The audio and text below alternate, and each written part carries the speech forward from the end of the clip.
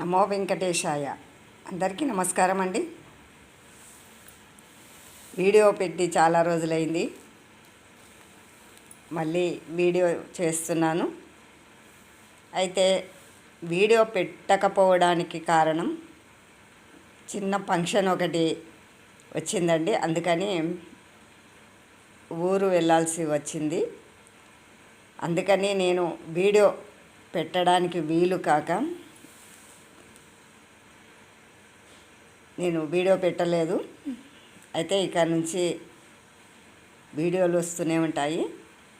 దాని గురించి మీకు వివరణ చెప్పడానికి ఈ వీడియో చేస్తున్నాను. కొన్ని ఊర్లు మనం వెళ్ళాలి అనుకున్నప్పుడు, చూడాలి అనుకున్నప్పుడు వెళ్ళక తప్పదు, చూడక తప్పదు. అలాగే ఫంక్షన్లు అనేది మనకు అప్పుడప్పుడు ఏదో ఒక ఫంక్షన్ వస్తూ ఉంటుంది. అందుకని నేను వెళ్ళవలసి వచ్చింది. అక్కడ ఫంక్షన్ అయిపోయింది, చిన్న ఫంక్షనే అయినా వెళ్ళాలి కదా, పిలుపు వచ్చినప్పుడు వెళ్ళక తప్పదు. అందులో మనవారు అన్నప్పుడు ఇంకా బాధ్యత ఎక్కువ ఉంటుంది. అయితే ఫంక్షన్లు చూసుకొని కొద్దిగా అక్కడ గుళ్ళు గోపురాలు కొన్ని అటు ప్రాంతాల క్షేత్రాలు చూసుకుంటూ మళ్ళీ తర్వాత నేను ఇంటికైతే చేరుకున్నాను.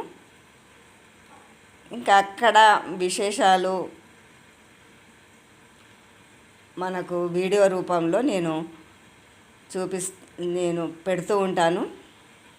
ఏదో నాకు తోచినవి నేను చూసిన క్షేత్రాల గురించి మీకు వివరిస్తూ అంతా వీడియోలు తీసుకొని వచ్చాను.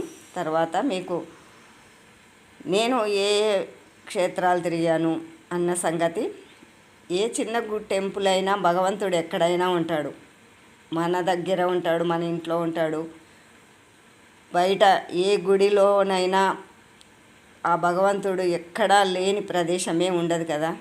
అలాగనే మనకు ఎక్కడ మంచిగా భగవంతుడు దర్శనమిస్తున్నాడు అన్నప్పుడు మనం ఆ క్షేత్రాన్ని దర్శించాలి అనే ఒక ఆరాటం ఎక్కువ ఉంటుంది.